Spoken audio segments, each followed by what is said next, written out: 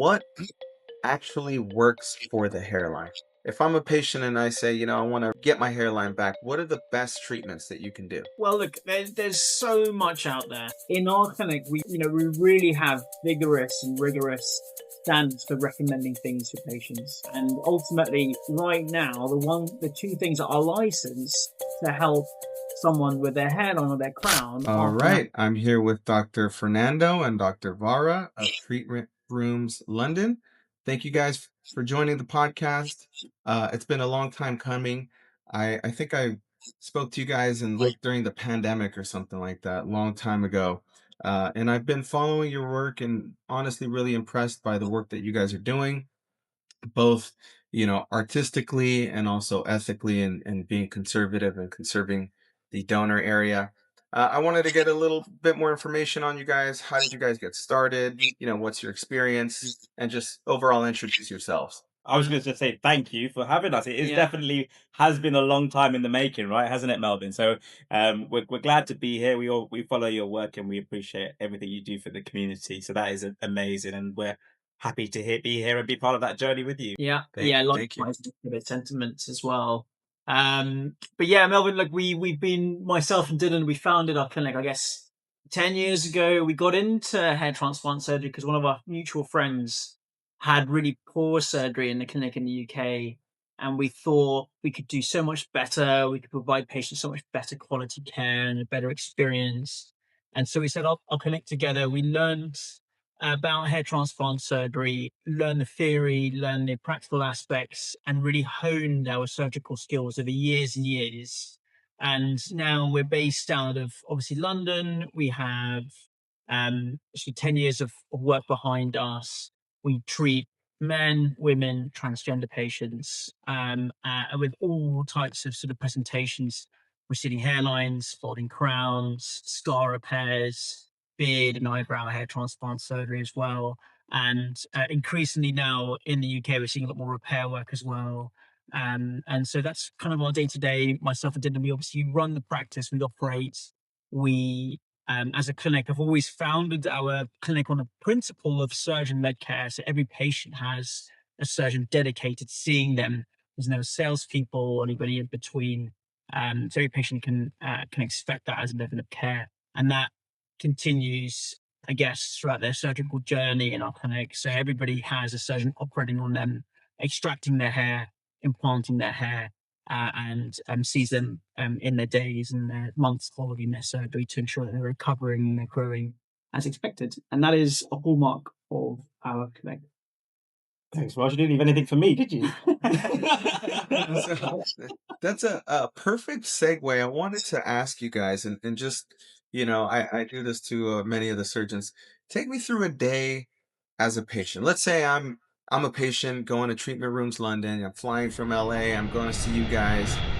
Take me through a day. Like, who does what? Who does the anesthesia? Who preps the patient? Who does the extraction? Like, take me through the whole process. Yeah, that's a really good question. What I would always say as well is the day starts before the day itself, and that's really crucial. So, all of our patients have a consultation with us. Whether if you're an international patient, which we see a lot of, it's actually now a large part of the work that we do.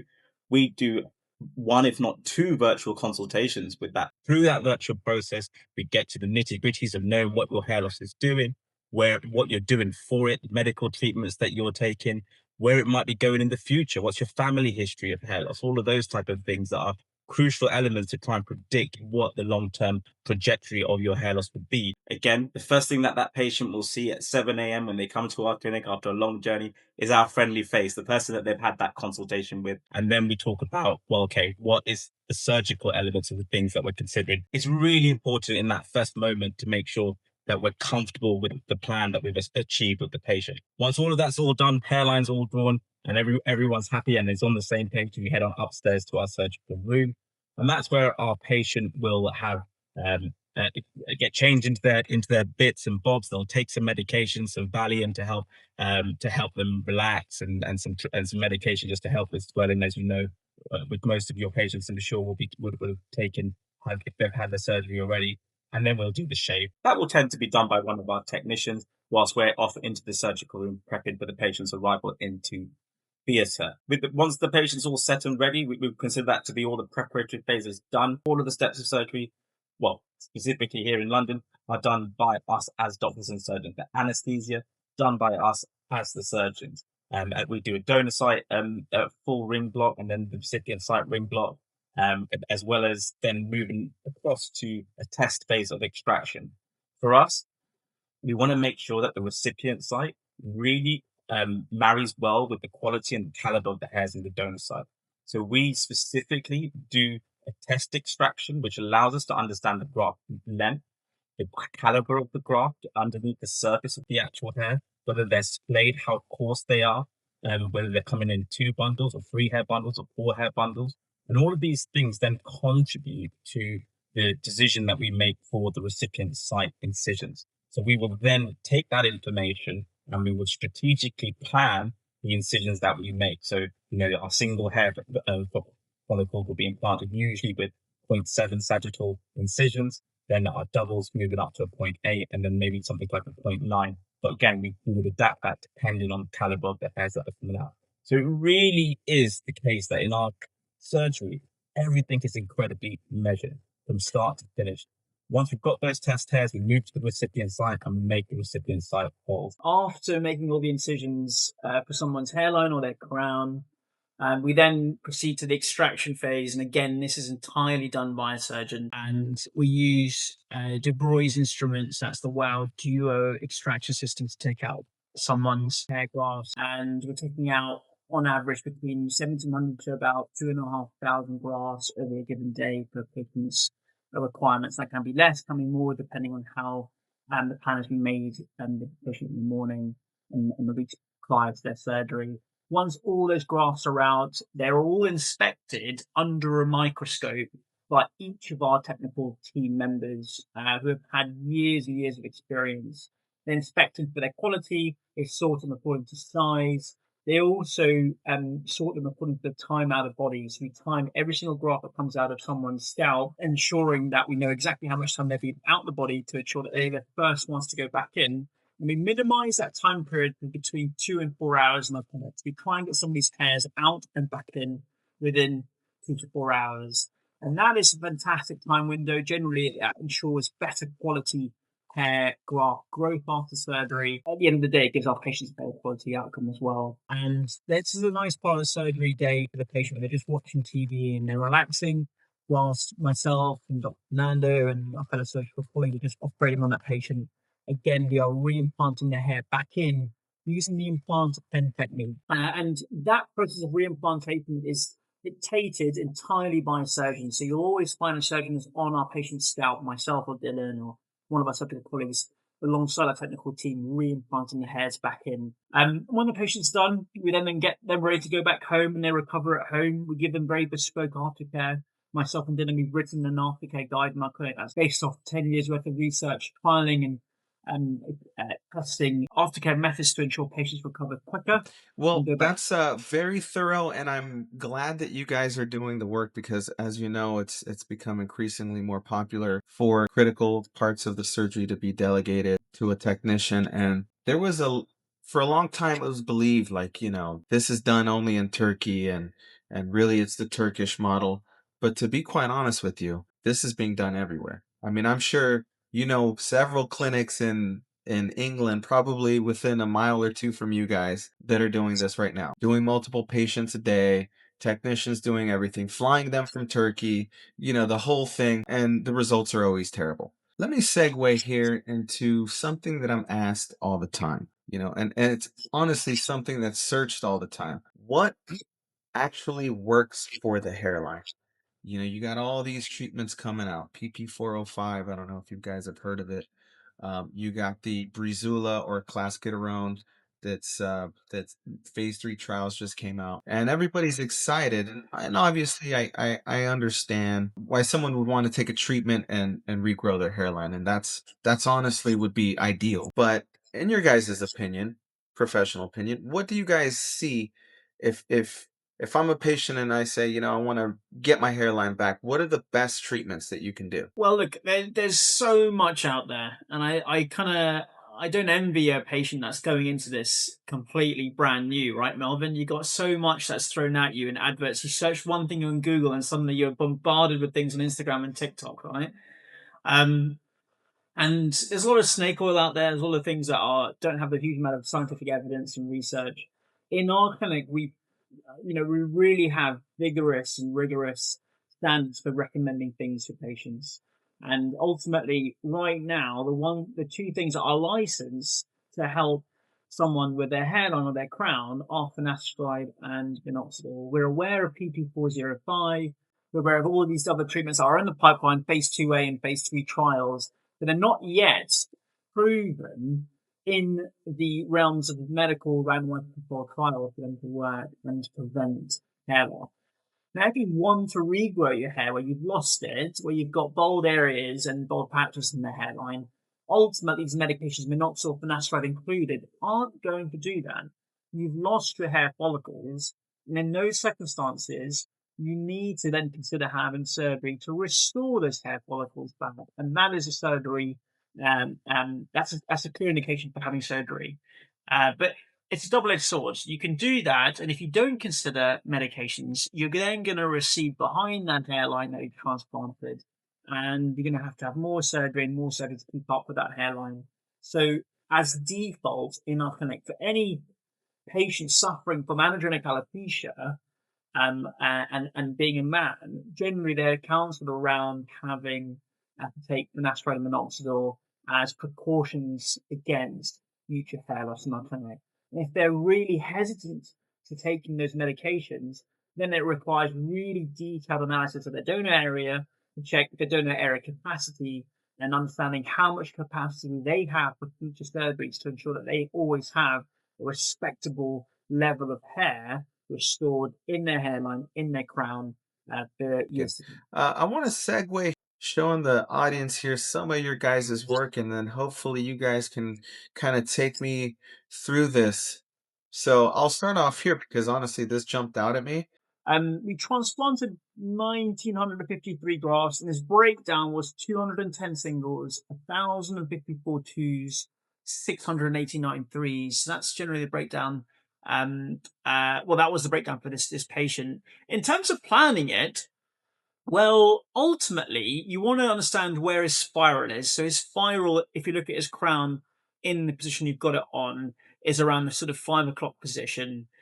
So you want to spiral out those hairs. Naturally, you want to implant them so they're kind of going, in this picture, you'll see they're growing in like a clockwise manner. And then we kind of implant hair strategically. So we implant thicker hair in and around certain zones to give maximal visual density, and then we feather out with finer hairs into the margins of the crown. So this Melvin, one of the cases that our clinic's particularly quite proud of. So he had previous surgery in a UK-based clinic to his hairline, and you can see how poorly growing his hairline is, and it's in odd angles. It's not growing very well. It's actually very wonky. Can you see how low his right side is compared to his left-hand side? There and there. And his hairs are growing in odd angles. So he was obviously particularly distressed by that. He'd obviously been over-harvested in his right parietal region, and you can see that see-through appearance there. So what we did, it took a lot of planning, but we shaved his previous hairline off, and we redrew where his hairline should have been. So they went too low in his hairline, too wonky, and they implanted it incorrectly. The amount of scarring that he had, extensive cobblestoning across his hairline, which meant that he had a very obvious ridge as well. So he wanted that to be removed if it was possible, and it's quite difficult to do that. But we tried our best to do it. Ultimately, what we did for him is that we removed his hairline to his new hairline, and also aimed to restock his donor area on the right side. So this is his pictures straight after surgery. This is us removing his hairline. 840 grafts were removed across the front. 525 were reimplanted back into his existing hairline. And you'll see that's quite an obvious picture as to how low that right side was to compare to the left. Actually, his result is pretty amazing so far at 6 months. This was actually pictures of him given to us about a month ago. And you'll see this new hairline is far more natural position. He's still got a few hairs still left that I need to go back in and remove in a second stage repair procedure. Yeah, I mean this also highlights something that's really critical that I try to tell a lot of patients that are in a similar situation is like, unfortunately, these cases are usually done in sessions because it's really difficult to extract all the grafts that were implanted. You know, if they're implanted in wrong angles, whatever maybe it was implanted on the frontalis muscle, whatever it may be, it needs to be done in stages because the hair goes intelligent. Then, after 6 months, as you're seeing, there's still going to be some residual hair that you need to go back and do. And this is why it's so important to do it right the first time. This is one of my guys, and I absolutely love this case because a lot of people will look at this and say, "Hold on, 3,800 grafts. That's not a lot." And yet the outcomes and the results across both not just the crown but also the front is remarkable. And so for me, I had a real trouble with this patient in the sense that he's a really lovely guy in his 40s, but he really struggled with the idea of getting on medical treatments. He really struggled with the idea of particularly thinking about finasteride. And so when I first spoke to him and sat him down at consultation, I was a little bit hesitant, having seen the level of loss that he had experienced, to kind of say, hey, well, let's just get stuck in and let's do a full front and a full back. So when we first did his first transplant, we actually only addressed the crown, and we did the crown elements and did that as a mechanism to know that we could centrally restore some volume to the crown, and we did that with essentially half of the graph numbers that you see, here.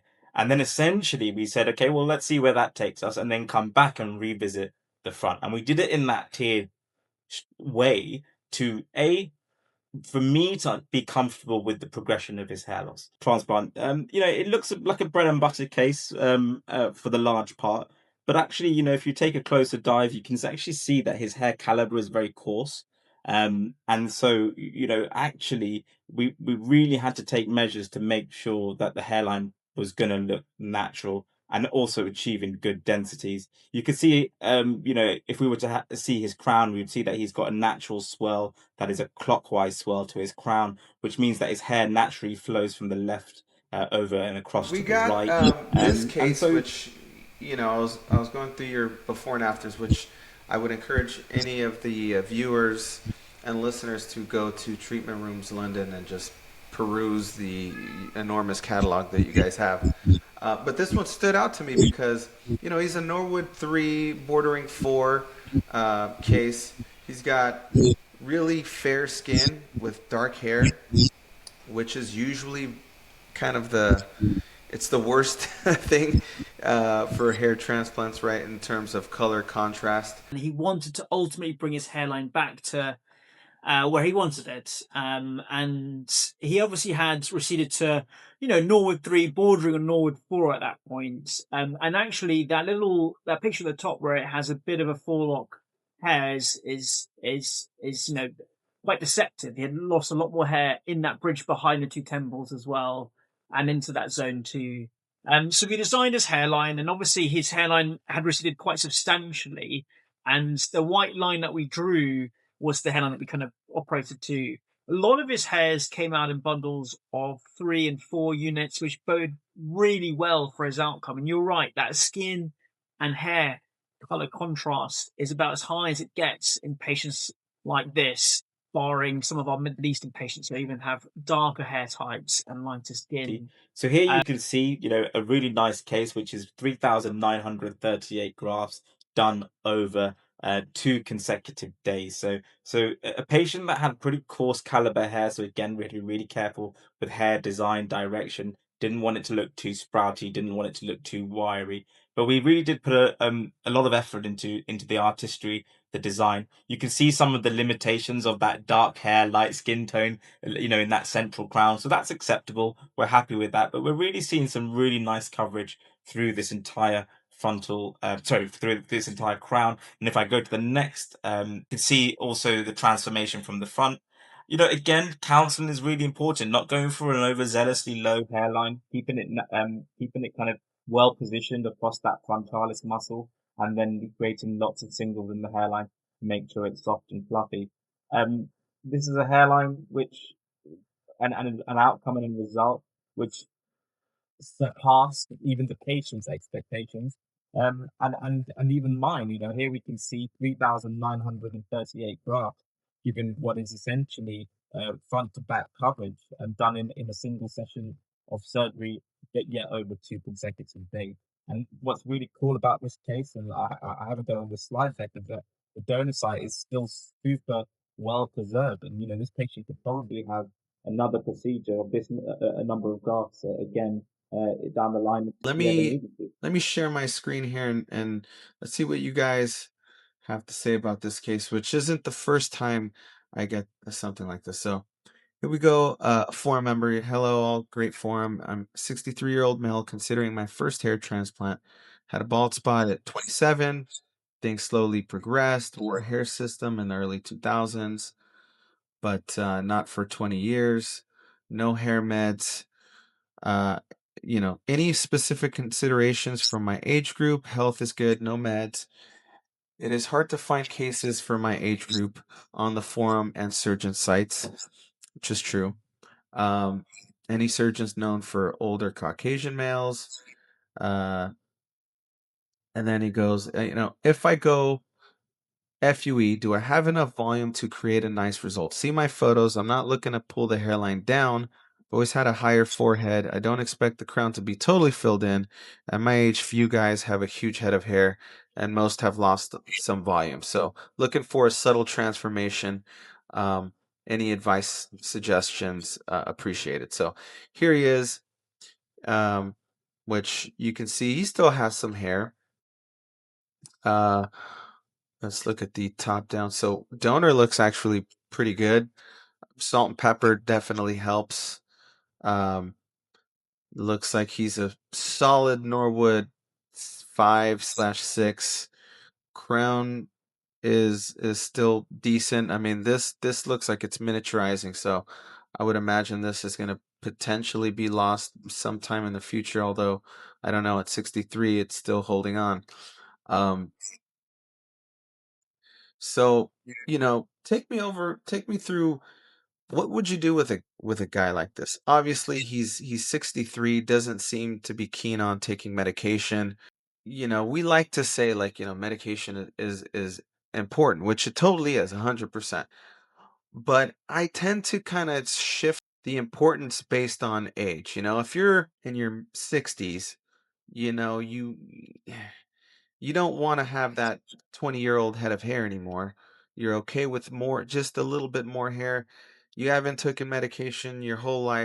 I would say that hair probably will eventually be gone in the next 20 years, but I don't know if I would push for medication so strongly on someone like him. Yeah, I definitely agree with what you said about medication. I always say to my patients, it's not about medication or not, it's about stability, the stability of your baseline hair. And you can get chemical stability with medical treatments, but you can also get natural stability as you get older. You start to see that, actually, you do have some natural stability in your hair that is predetermined by the genetics that you have. So, also checking a bit of about his genetic history is really important to see what happens there, and see if there is late hair loss in the family history. I completely agree with you as well. I think you have to be a little bit cautious. We see nice bulky donor sites up until the age of around 60, and then you start to see that crown and that posterior area of the crown kind of descend between 60 to 70, sometimes in the 80s. So those are things that you'd have to anticipate, and consider future proofing as part of a hair transplant process. I think when it comes to considering a candidate for surgery, we as surgeons and hair transplant surgeons have to look at two elements. How safe is it to operate on a patient? So in terms of their age, And, I actually have a lovely case that I can present to you of a gentleman who's actually 5 years older than this chap. And he's got exactly the same salt and pepper hair. And I think the other thing to consider, at least with our clinic, is the fact that there is a large area to be covered here. So yes, he's got a lovely donor area, which can be utilized to provide him with meaningful coverage on the top of his head.